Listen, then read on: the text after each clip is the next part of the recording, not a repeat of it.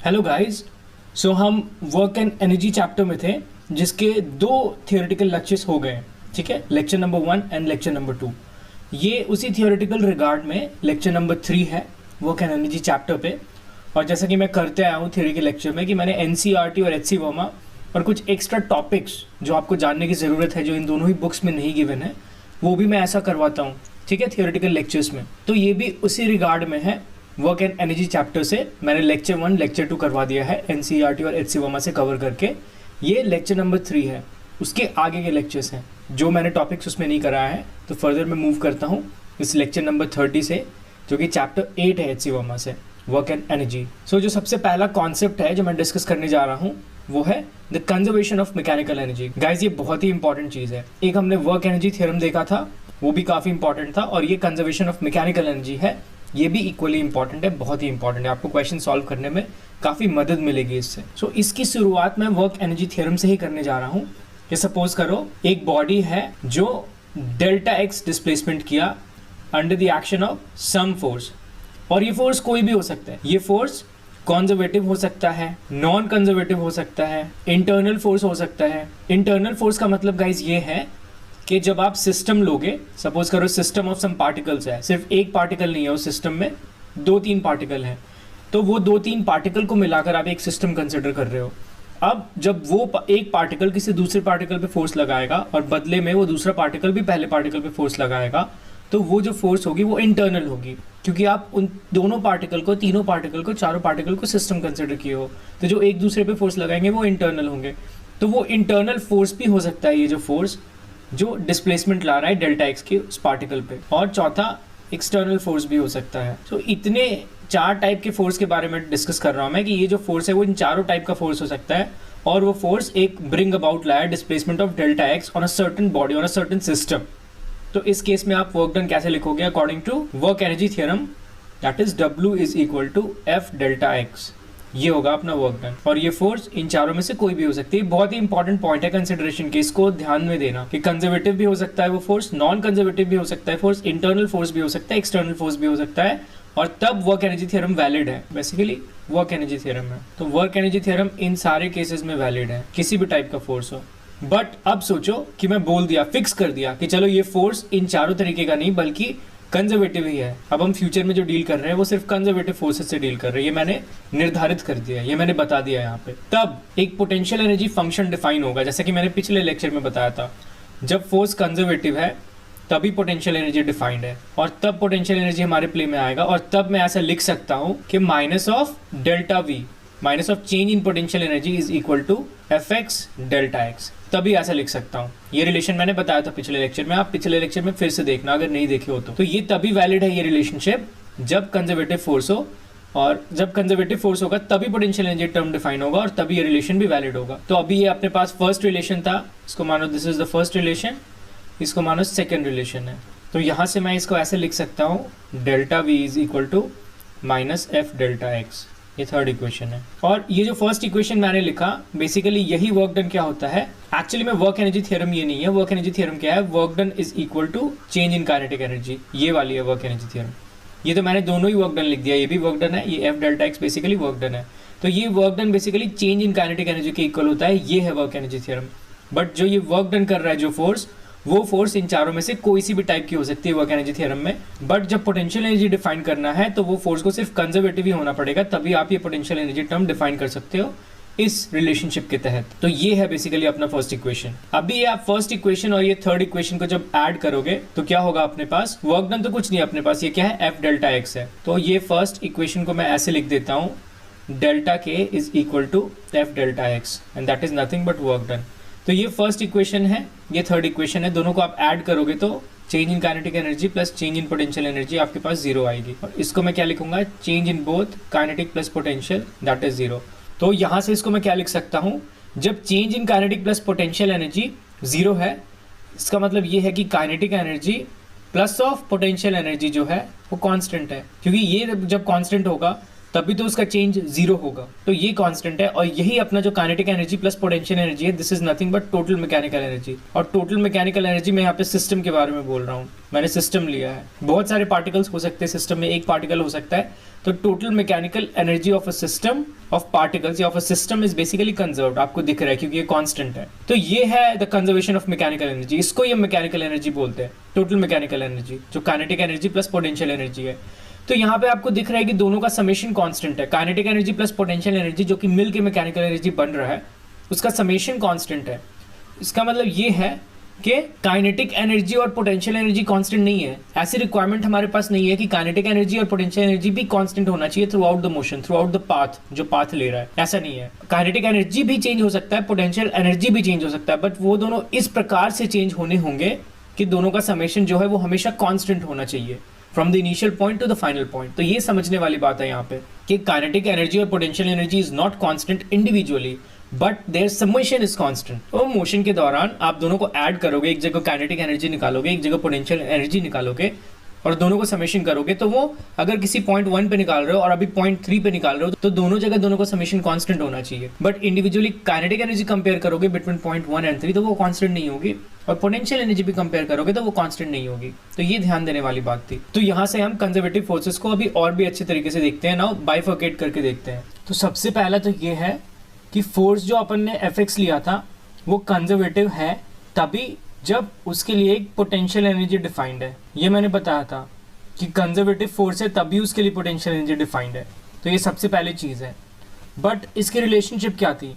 Well, इसकी relationship हमने कुछ ऐसा लिखा था कि Fx dx is equal to minus of dv, ये हमने लिखा था। पोटेंशियल एनर्जी क्या है? एक स्केलर फंक्शन है, ये मैंने बताया था। This is a scalar quantity, this is a scalar function, potential energy. तो वो कुछ रिलेशनशिप इस तरीके से डिफाइंड है जब कंजर्वेटिव फोर्स होगा Fx, ठीक है। तो ये तो रहा 1D की बात, मतलब 1 डायमेंशन में मैं आपको बताया कि Fx dx is equal to minus of dv, या इसको अगर मैं टोटल के टर्म्स में लिखूं तो ऐसे लिख सकता हूँ Fx delta x is equal to minus of delta v, ये है। बट अगर इस चीज को मैं 2 डायमेंशनल 3 डायमेंशनल में रिप्रेजेंट करना चाहूँ सेम चीज को, तो कैसे कर सकता हूँ? ये NCERT या HCVM में गिवन नहीं है, तो यहाँ पे मैं इसको एक्स्ट्रा चीजें बता रहा हूँ ताकि आपको हेल्प होगी एग्जाम्स में। तो अगर इस चीज को मैं 3D में रिप्रेजेंट करना चाहूँ 3 डायमेंशनल में, तो आपको एक ग्रेडियंट का यूज करना पड़ेगा। This is known as the gradient. ये ग्रेडियंट क्या होता है मैं बहुत जल्दी में बताऊंगा, क्योंकि ये बहुत ज्यादा इंटरनली आपको जाने की जरूरत नहीं है, बस आपको पता होनी चाहिए। तो ये जो ग्रेडियंट होता है वो होता है partial differentiation with respect to x i cap plus partial differentiation with respect to y j cap plus partial differentiation with respect to z k cap, ये होता है del. This is the gradient operator, इसको gradient operator बोलते हैं। Gradient operator किस काम में आता है? ये किसी भी स्केलर फंक्शन को वेक्टर बनाने के काम में आता है। यहाँ पे अपना जो पोटेंशियल एनर्जी है, जो पोटेंशियल फंक्शन है, उसको अगर मैं बोलूँ तो उसकी एक फील्ड होगी, दैट इज अ फंक्शन। तो potential function that is having a field, तो उस पोटेंशियल फंक्शन को जो कि स्केलर फंक्शन है उसको वेक्टर फंक्शन में बनाने में हेल्प करता है हमें ग्रेडियंट। तो उसका यूज करेंगे हम, क्योंकि हमें 3 डायमेंशन में चाहिए। तो 3 डायमेंशन में चाहिए, तो अभी आप जो फोर्स लिखोगे यहाँ पे वो आप ऐसे लिखोगे F is equal to negative of del operator V, ये है 3 डायमेंशन में रिलेशन। तो ये देखने में तो बहुत ही सिंपल लग रहा है, बट इसके कुछ नेसेसरी कंडीशंस हैं, तभी आप इसको यूज कर सकते हो। सबसे पहला, ये फोर्स स्वर्लिंग या रोटेशनल नेचर की नहीं होनी चाहिए, मतलब जो कर्ल है इस फोर्स का, फोर्स वेक्टर का, वो 0 होना चाहिए।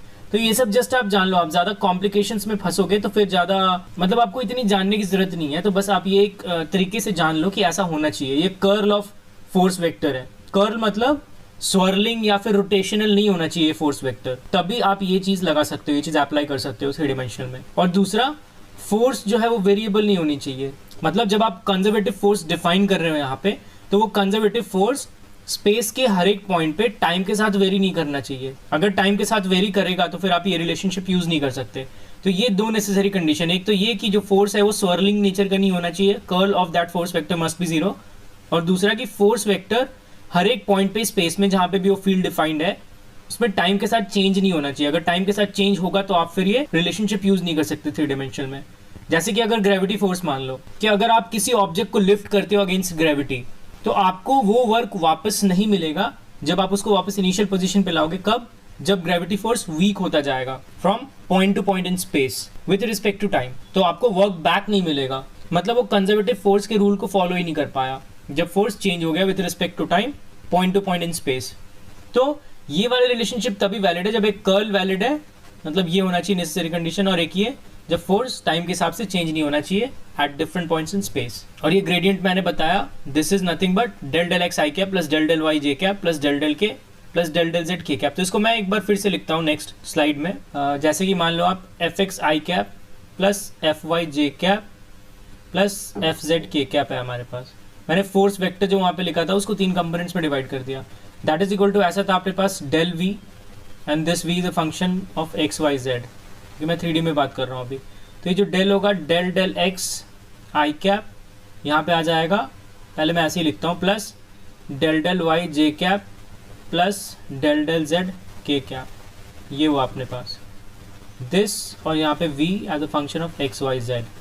इसको मैं अगर अभी लिखूँ तो del del X v I cap plus del del Y v J cap plus del del Z v K cap, ऐसा लिख सकता हूँ। अभी ये v as a function of X Y Z है, तो जब आप डिफरेंशिएशन करोगे तो इस केस में आपको y और z को कांस्टेंट लेना पड़ेगा, इस केस में x और z को कांस्टेंट लेना पड़ेगा, इस केस में x और y को कांस्टेंट लेना पड़ेगा, और तब डिफरेंशिएशन करना पड़ेगा इस v का। और वो फिर यहाँ से fx जो है वो i कैप के इक्वल कर दोगे इसके, fy जो है वो j कैप के इक्वल कर दोगे, और fz जो है वो k कैप के इक्वल कर दोगे। तो ये है आपकी 3 डायमेंशनल में सेम वो पोटेंशियल फंक्शन वाला रिलेशन। तो ये जस्ट आप गो थ्रू कर लेना, ये काफ़ी अच्छी चीज़ है। दूसरा ये कि हमने देखा kinetic energy plus potential energy जो है वो कांस्टेंट होता है in case of conservative force, जब कंजर्वेटिव फोर्स सिस्टम पे लग रही होती है, ये हमने देखा। That is basically the conservation of total mechanical energy. तो अभी समझो मैं एक पाथ लेता हूँ और उस पाथ का इनिशियल पॉइंट एक्स आई है और फाइनल पॉइंट एक्स एफ है। उन दोनों पॉइंट्स के बेसिस पे मैं यहाँ पे लगाता हूँ, तो ये होगा K E initial plus of V initial is equal to K E final plus of V final. यही डेफिनेशन है टोटल मैकेनिकल एनर्जी कंजर्वेशन का। क्या है कि आप किसी भी 2 पॉइंट्स पे काइनेटिक एनर्जी और पोटेंशियल एनर्जी का समेशन करोगे तो उन दोनों पॉइंट्स पे समेशन इक्वल होगा। तो ये अपनी वैलिड है अगर फोर्स कंजर्वेटिव है तो ये हमें पता है। तो यहाँ से मैं ऐसा लिख सकता हूँ कि V I minus of V F जो है that is equal to K E F minus of K E आई, और ये के E F minus of K E I this is what change in kinetic energy. ये हमें पता है। ये चेंज इन काइनेटिक एनर्जी किसके इक्वल होता है? वर्क डन के इक्वल होता है। बट यहाँ पे क्योंकि मैं इस टर्म्स में बात कर रहा हूँ तो ये टोटली कंजर्वेटिव फोर्स के टर्म्स में बात हो रही है हमारी। बट कंजर्वेटिव फोर्स के केस में आपको दिख रहा है कि जो वर्क डन है वो भी सिर्फ इनिशियल और फाइनल पॉइंट्स पे ही डिपेंडेंट है। मतलब आप वर्क डन को V I minus of V F लिख सकते हो क्योंकि इस रिलेशनशिप से हमारी वर्क डन निकल कर आई है। तो आप यहाँ से एक बात सीख सकते हो जो मैंने पहले भी बता चुका है कि कंजर्वेटिव फोर्सेस के केस में वर्क डन जो है सिर्फ इनिशियल और फाइनल पॉइंट्स पे डिपेंड करता है। तो ये हमें इस सेकंड पॉइंट से क्लियर है। और थर्ड मैंने क्या बताया था कि एक साइकिल में मतलब जब इनिशियल और फाइनल पॉइंट्स एक हो जाए, X I is equal to X F हो जाए, तो वर्क डन 0 होता है। तो यहाँ पे आप इस रिलेशनशिप से देख सकते हो जब एक्स आई एक्स एफ इक्वल हो गया तो वी आई वी एफ भी 0 हो जाएगा। मतलब V I minus of V F जो है वो 0 हो जाएगा क्योंकि इनिशियल और फाइनल पॉइंट सेम हो गए, दोनों पॉइंट्स पे पोटेंशियल एनर्जी सेम होगी। वैसे ही के ई एफ के ई आई सेम हो जाएगा, 0 हो जाएगी। मतलब वर्क डन क्या होगा? 0 हो जाएगा। तो यहाँ से आप ये भी चीज़ें देख सकते हो कि जो मैंने पॉइंट्स डिस्कस किए थे पहले कंजर्वेटिव फोर्सेस के केस में कि वर्क डन जो है सिर्फ इनिशियल और फाइनल पॉइंट्स पे डिपेंड करता है और एक क्लोज्ड पाथ में वर्क डन 0 है, तो वो हमने यहाँ भी वेरीफाई कर लिया वापस से। तो ये 3 पॉइंट्स काफ़ी इंपॉर्टेंट थे। एक तो ये वाला रिलेशनशिप 3 डायमेंशन में जो F X D X is equal to minus of D V था उसको मैंने 3 डायमेंशन में एक्सटेंड किया, जो कि एनसीईआरटी और एचसी वर्मा बुक में गिवन नहीं है, बट आपको जानकर रखना चाहिए ये, क्योंकि हो सकता है जेईई एडवांस में थोड़ा टच कर दे इस पॉइंट्स को। बहुत ही डीपली टच नहीं करेंगे वो, बट आसपास टच कर सकते हैं। तो आप एक बार ही जान के रखो इसको। और बाकी 2 पॉइंट्स तो मैंने पहले डिस्कस कर लिया था, बस उसको अभी क्लेरिफाई कर दिया। तो इतने सारे डिस्कशन से हमने एक बात सीखी कि the total mechanical energy of a system is conserved if the forces doing work on it are conservative। जो मैं बार बार बोलते आ रहा हूँ कि conservative force है तभी total mechanical energy conserved है। तो वो बात को एक बार आप फिर से नोट कर लेना that the total mechanical energy of a system is conserved if the forces doing work on it are conservative। अभी एक एग्जाम्पल के तहत हम इसको और भी अच्छे से समझते हैं। मैं पहले एक्सिस ड्रॉ करता हूँ यहाँ पे। This is X axis and this is Y axis. अभी सपोज करो कोई हमारे पास एक बॉल है जिस बॉल को मैंने ऐसे ग्राउंड से उछालकर किसी एक पर्टिकुलर कैपिटल हाइट h तक लेकर गया और बीच में कहीं पे वो बॉल आया जहाँ पे स्मॉल हाइट h थी।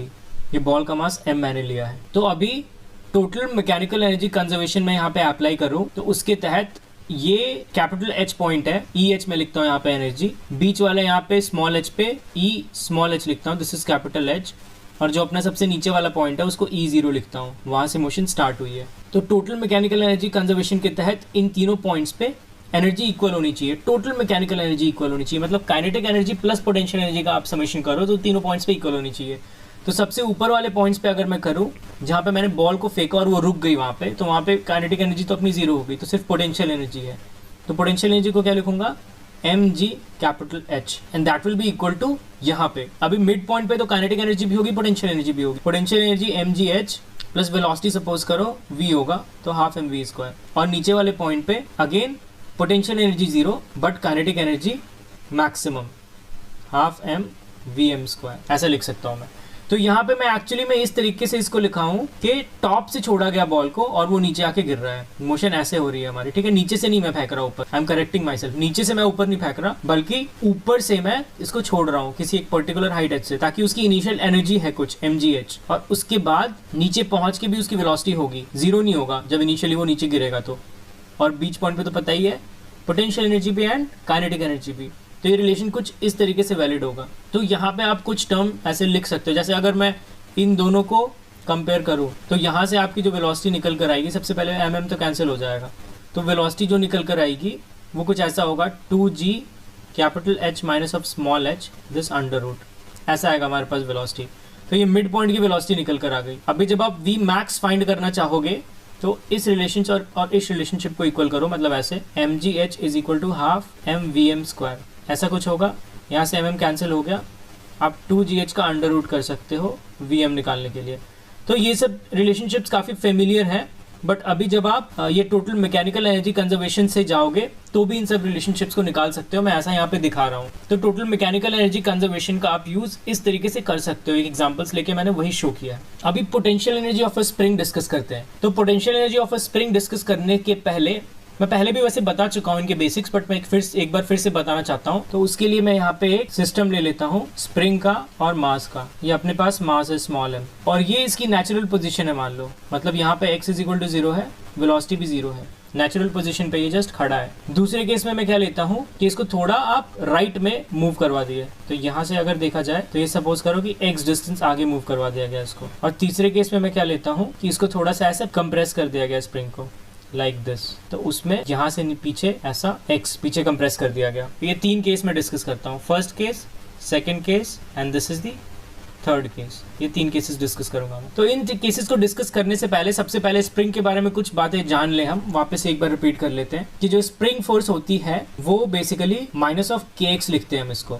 ये हम स्प्रिंग फोर्स लिखते हैं, ऐसा लिखते हैं because of the Hooke's law. ये बेसिकली हुक्स लॉ है, मतलब यहाँ पे जो फोर्स है that is a function of this x, ये डिस्प्लेसमेंट का फंक्शन है। ये जो x है, जो कंप्रेशन हुआ, जो एक्सटेंशन हुआ, ये फोर्स उसका फंक्शन है।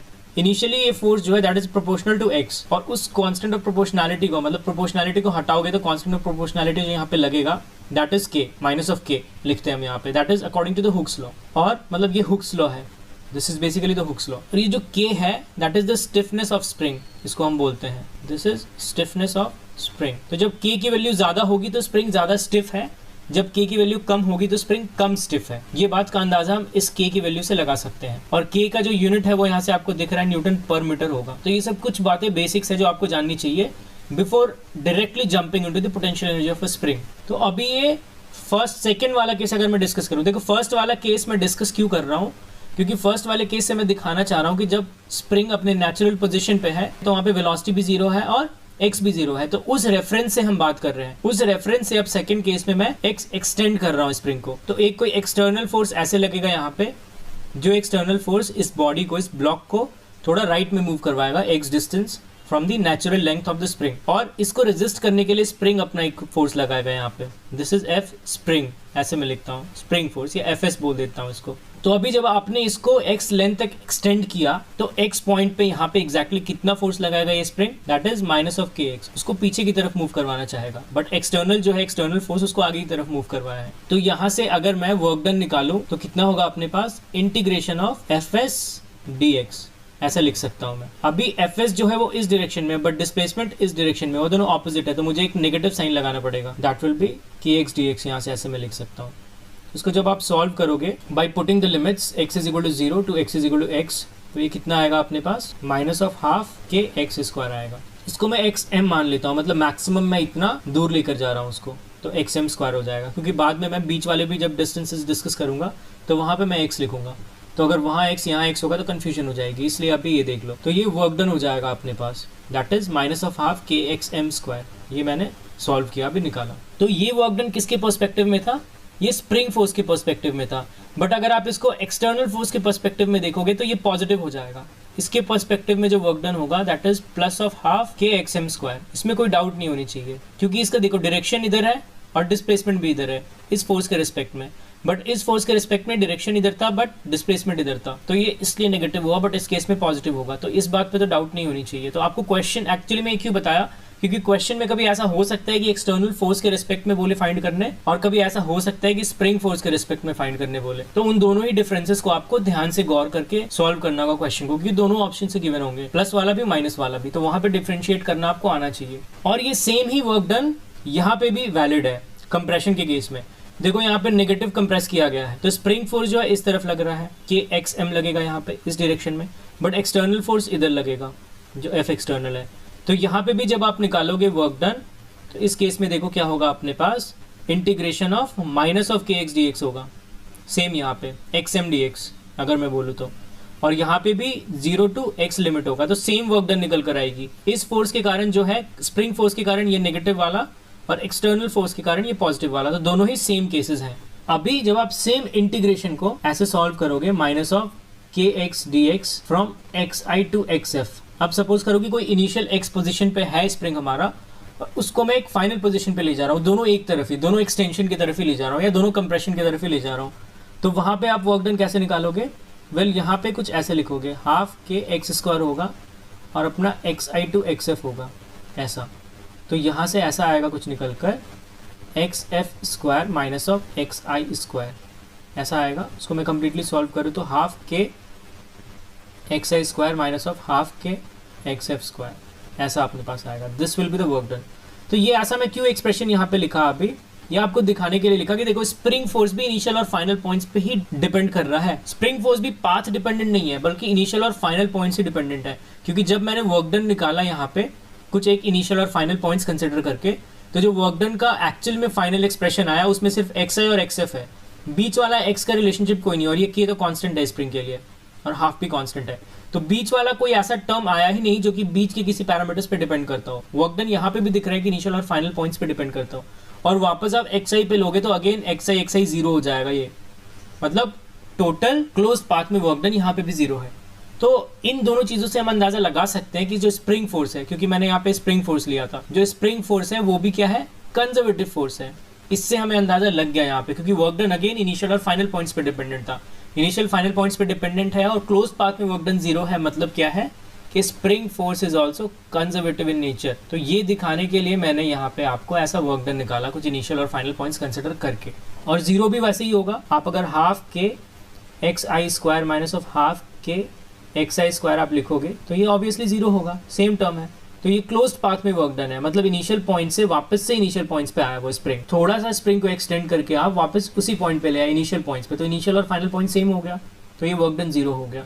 तो ये दोनों ही प्रॉपर्टी हमारे पास जो है स्प्रिंग फोर्स ने बखूबी से निभाया। तो वो क्या है, कंजर्वेटिव फोर्स है। Spring force is also conservative force, hence proved. तो देखो यहाँ पे क्या गौर करने वाली बात है, मतलब एक बहुत ही अच्छी चीज है। सबसे पहली चीज हमने क्या देखा कि जो अपने पास स्प्रिंग फोर्स है, जो स्प्रिंग फोर्स है अपने पास, वो पाथ डिपेंडेंट है। आपको दिखा यहाँ पे पाथ डिपेंडेंट क्यों है, क्योंकि जो f है that is minus of K x, तो x जो है दैट इज अ फंक्शन, मतलब x जो है वो पाथ डिपेंडेंट है, मतलब x ही ये दर्शा रहा है कि f जो है वो पाथ डिपेंडेंट है स्प्रिंग फोर्स। इसके बावजूद जो ये फोर्स अपने पास आया है spring force, that is conservative in nature, ये हमने देखा। तो ये एक थोड़ी गौर करने वाली बात है कि अगर फोर्स पाथ डिपेंडेंट होगा तो ऐसा नहीं होगा कि वो कंजर्वेटिव फोर्स नहीं हो सकता, वर्क डन पाथ डिपेंडेंट होगा ही होगा। अगर फोर्स पाथ डिपेंडेंट है तो ऐसा भी हो सकता है कि वर्क डन पाथ डिपेंडेंट ना हो। तो ये बात काफी गौर करने वाली है। तो क्या देखा हमने कि फोर्स पाथ डिपेंडेंट है बट वर्क पाथ डिपेंडेंट नहीं है, और तभी ये जो फोर्स है that is conservative in nature in spite of that force being a function of path. तो ये गौर करने वाला पॉइंट है ये।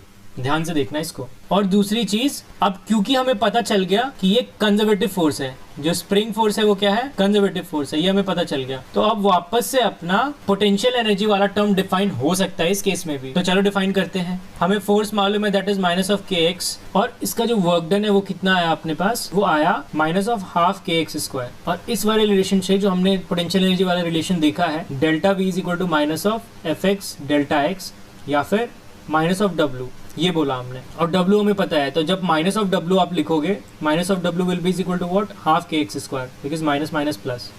तो ये किसके इक्वल होगा, ये अपना डेल्टा V के इक्वल होगा, चेंज इन पोटेंशियल एनर्जी के इक्वल होगा, हाफ के एक्स स्क्वायर। और यहाँ से जब आप इसको डिफ्रेंशिएट करोगे, मतलब dV बाई dx निकालोगे, तो कितना आएगा आपके पास, हाफ के इंटू 2x, ये आएगा, ये हाफ ऑफ कैंसिल हो गया, दैट इज के एक्स। अब इस पे जब आप नेगेटिव साइन लगाओगे तो माइनस ऑफ के एक्स हो जाएगा, और वही अपने पास फोर्स आया। तो मैंने बैक साइड से इस रिलेशनशिप को प्रूव किया। कैसे प्रूव किया, इसके तहत यहाँ से दिख रहा है हमें कि dV बाई dx जो होगा that is minus of F x होगा। तो इसको मैंने अप्लाई किया। तो मैंने क्या किया, सबसे पहले पोटेंशियल एनर्जी फाइंड किया, वर्क डन फाइंड करके, और उस पोटेंशियल एनर्जी को डिफरेंशिएट किया विद रिस्पेक्ट टू एक्स, और उसका नेगेटिव किया, तो वो अपने स्प्रिंग फोर्स के इक्वल आ रहा था। मतलब क्या कि ये वाले रिलेशनशिप यहाँ से भी प्रूफ हो गया कि ये जो स्प्रिंग फोर्स है that is conservative in nature है। अभी मैं एक सिचुएशन लेता हूँ जहाँ पे initially x is equal to 0 है, वेलोसिटी इज इक्वल टू 0 है। यहाँ से कोई आया और इस स्प्रिंग को, इस ब्लॉक को जो स्प्रिंग के साथ अटैच है, उसको xm डिस्टेंस तक बाहर लेकर ऐसे गया, एक्सटेंड किया और वहां से छोड़ दिया। तो इनिशियल पॉइंट ये है उसका, जो सेकंड वाला है दैट इज इनिशियल पॉइंट है। तो यहाँ पर लेके आया, उसको छोड़ दिया। तो यहाँ से हम टोटल मैकेनिकल एनर्जी कंजर्वेशन लगा कर देखते हैं। टोटल मैकेनिकल एनर्जी कंजर्वेशन क्यों लगा सकते हैं, क्योंकि हमने ऑलरेडी प्रूव कर दिया है कि स्प्रिंग फोर्स भी एक कंजर्वेटिव फोर्स है। तो क्या हुआ, जब वो फोर्स खुद पाथ डिपेंडेंट हो, तो ये हमने देखा। तो इनिशियली यहाँ पे इनिशियल पॉइंट क्योंकि ये है, तो इनिशियली कितनी एनर्जी है यहाँ पे, जो टोटल मैकेनिकल एनर्जी है that is kinetic energy plus potential energy. Initially जब आपने यहाँ से रिलीज किया है, तो ये काइनेटिक एनर्जी तो 0 हो गया क्योंकि वेलोसिटी 0 है। तो इनिशियली कुछ पोटेंशियल एनर्जी होगा दैट इज हाफ के एक्सएम स्क्वायर, ये हमने देखा। तो इनिशियल पोटेंशियल एनर्जी ये है। अभी सपोज करो वो बीच में किसी एक पॉइंट पे आया, यहाँ पे जब आपने उसको रिलीज किया m, और यहाँ पे ये x है, तो यहाँ पे पोटेंशियल एनर्जी भी होगा, काइनेटिक एनर्जी भी होगा अपने पास। पोटेंशियल एनर्जी कितना होगा, half K X square, kinetic energy कितना होगा, हाफ mv स्क्वायर। ये अपने पास ये 0.2 मान लो, ये इनिशियल पॉइंट है दैट इज 0.1। अभी थर्ड पॉइंट पे आएगा, जब वो रिलैक्स पोजीशन पे आएगा, तो उस केस में क्या होगा, पोटेंशियल एनर्जी तो अपने पास 0 हो जाएगी क्योंकि x जो है वो 0 हो जाएगा, बट वहाँ पे काइनेटिक एनर्जी कुछ होगा, और वो kinetic energy v max square होगा। ऐसा क्यों होगा ये भी मैं बताता हूँ। सबसे पहले इन तीन को मैं कंपेयर करता हूँ। तो फर्स्ट पॉइंट पे हमने देखा था पोटेंशियल एनर्जी सिर्फ था हाफ के एक्सएम स्क्वायर, वो अपना इनिशियल पॉइंट था। दूसरे पॉइंट पे काइनेटिक एनर्जी भी था, पोटेंशियल एनर्जी भी था, और तीसरे पॉइंट पे अपने पास सिर्फ काइनेटिक एनर्जी था। और ये तीन इक्वल होगी हमारे पास। क्यों इक्वल होगी, according to total mechanical energy conservation. Total mechanical energy की कंजर्वेशन के तहत ये तीनों इक्वल होगा, फर्स्ट पॉइंट पे, सेकंड पॉइंट पे और थर्ड पॉइंट पे। ये हमने देख चुका है पहले भी। तो यहाँ से आप कुछ अंदाजा लगा सकते हो कि स्प्रिंग जब मैक्सिमम मतलब एक्सट्रीम पोजीशन पे है अपने पास, तो वहाँ पे काइनेटिक एनर्जी 0 है, सिर्फ कौन सा एनर्जी है, पोटेंशियल एनर्जी है। फिर जब वो बीच के किसी पॉइंट पे आता है, तो हमारे पास दोनों काइनेटिक एनर्जी और पोटेंशियल एनर्जी दोनों होता है। बट वापस से जब वो नेचुरल पोजीशन पे जा रहा है, तो क्योंकि x 0 हो गया, तो नो पोटेंशियल एनर्जी, सिर्फ काइनेटिक एनर्जी है अपने पास। तो इससे क्या अंदाजा लग रहा है कि ये मैक्सिमम पोटेंशियल एनर्जी है। This is maximum potential energy that the system can have, that the spring can have, and this is the maximum kinetic energy. तो ये दोनों हमें यहाँ से अंदाजा लग रहा है। तो यहाँ से आप एक एक्सप्रेशन भी निकाल सकते हो मैक्सिमम वेलोसिटी का, जो नेचुरल पोजीशन पे स्प्रिंग अचीव कर सकता है। वो कैसे निकालोगे, वेल आप half K X M square को इक्वेट कर दो half M V M square से। This is V max square, velocity max square. तो यहाँ से इक्वेट कर दोगे तो वी एम कितना आ जाएगा अपने पास, अंडर रूट ऑफ के बाय एम, एक्स एम आ जाएगा।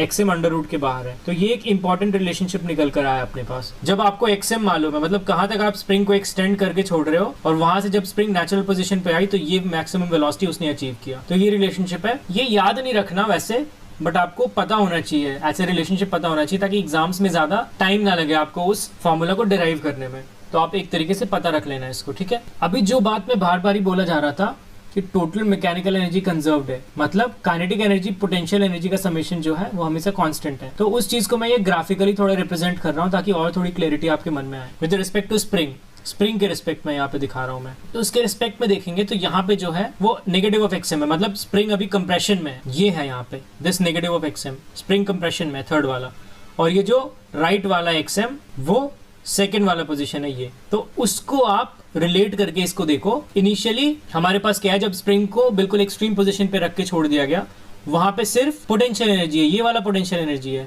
This one is V, this one is potential energy and this one is kinetic energy. तो इनिशियली जब रिलीज करके छोड़ा गया, आप कंप्रेशन में भी देखोगे तो यहाँ पे पोटेंशियल एनर्जी मैक्सिमम है, काइनेटिक एनर्जी 0 है।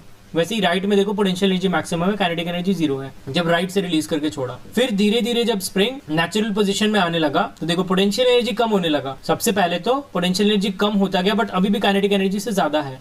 एक पॉइंट ऐसा है जब काइनेटिक एनर्जी पोटेंशियल एनर्जी दोनों इक्वल हो गया।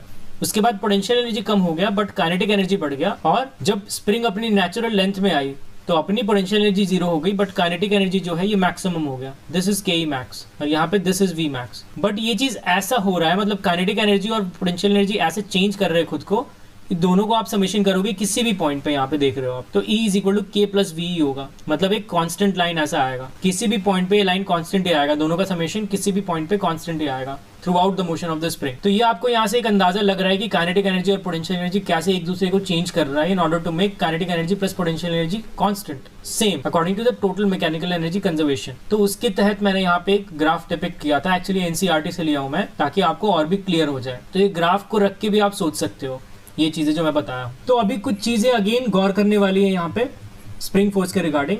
सबसे पहला, हमने जो भी अभी तक डिस्कस करा है, या तो कंप्रेशन या तो एक्सटेंशन, वो इररिस्पेक्टिव ऑफ टाइम था, मतलब उसका टाइम से कुछ लेना देना नहीं था अभी तक। क्या रेट में चेंज हो रहा है, किस रेट में एक्सटेंशन हो रहा है, किस रेट में कंप्रेशन हो रहा है, वो सब हमने अभी तक डिस्कस नहीं किया। मतलब it is irrespective of time, सिर्फ एनर्जी के रिस्पेक्ट में डिस्कस किया, not the rate of energy. ये बात तो क्लियर है हमारे पास।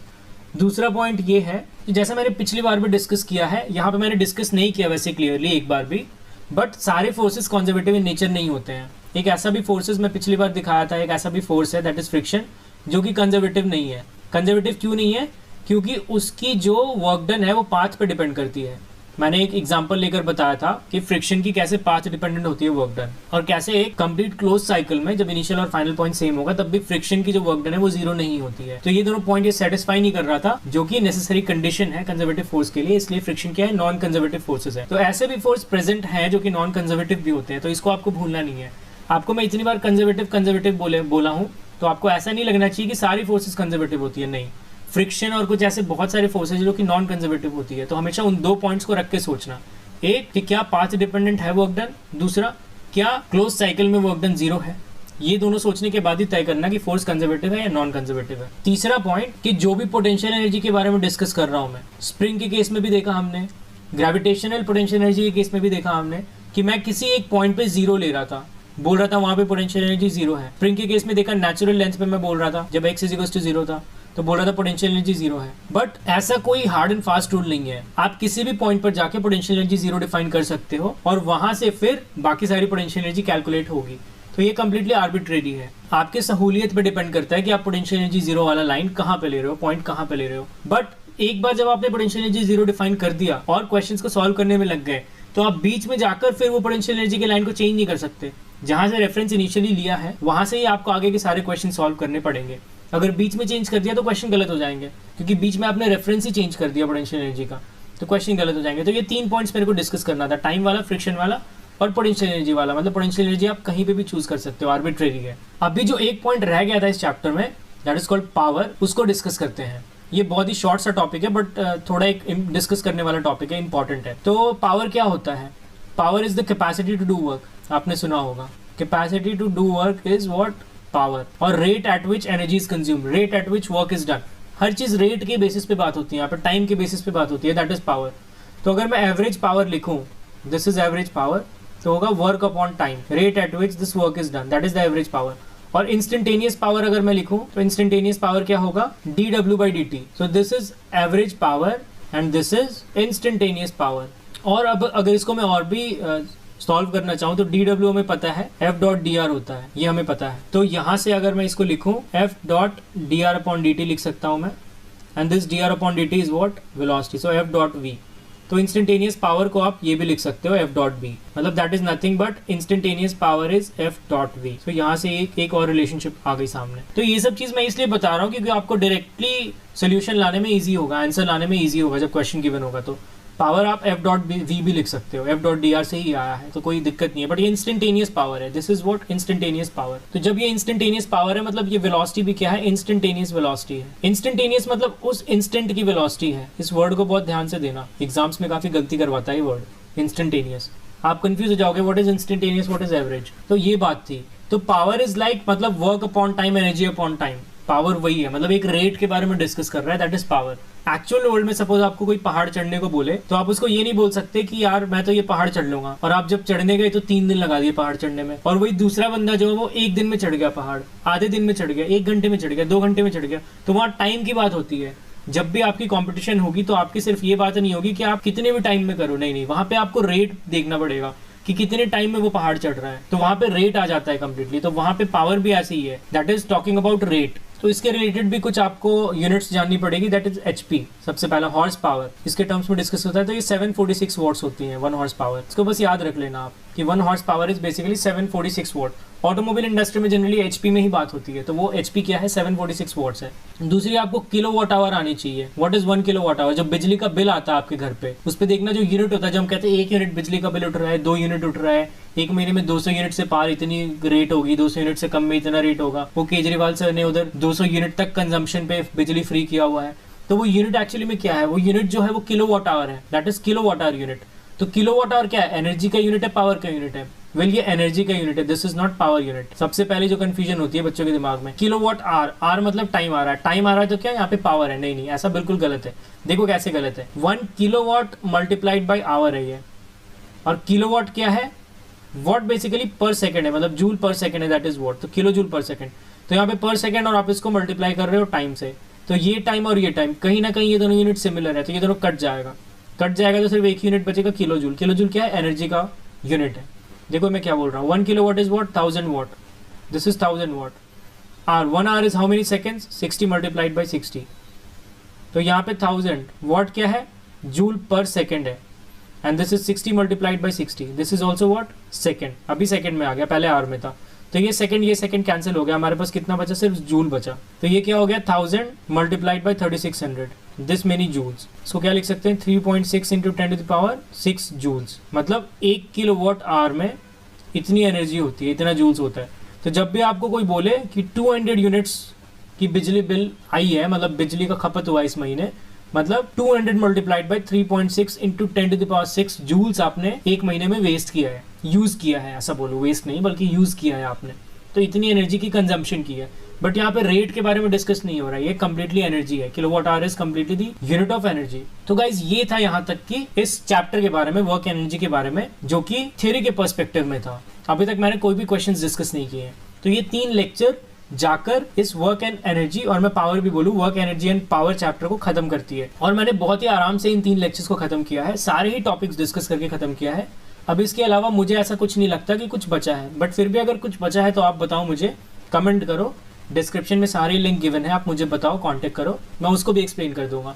तो नेक्स्ट वीडियो से गाइज अब मैं क्वेश्चंस की तरफ बढ़ूंगा, वर्क एनर्जी एंड पावर के, और बिलीव करो गाइज इसमें बहुत ही अच्छे क्वेश्चंस हैं, बहुत सारे क्वेश्चंस मैं डिस्कस करूंगा, क्योंकि ये सारे questions examination point of view से भी बहुत इंपॉर्टेंट है। कॉम्पिटिशन्स में इनसे काफी सारे क्वेश्चंस टच किए जाते हैं, और टच नहीं भी किए जाते हैं तो कॉन्सेप्ट्स मिक्सअप होता है, मतलब ये कॉन्सेप्ट्स आपको नहीं पता तो आगे के क्वेश्चन सॉल्व नहीं होंगे, मिक्स करके दिया जाएगा क्वेश्चन इसके साथ, क्योंकि इसमें बहुत सारे इंपॉर्टेंट थ्योरम्स हैं, जैसे वर्क एनर्जी थ्योरम देखा हमने, टोटल मैकेनिकल एनर्जी कंजर्वेशन देखा हमने।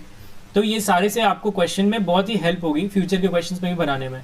तो मैं बहुत सारे क्वेश्चंस डिस्कस करूंगा गाइज, बहुत ही अच्छे से डिस्कस करूंगा, बहुत ही कॉन्सेप्चुअली डिस्कस करूंगा गाइज। तो तब तक के लिए थैंक यू।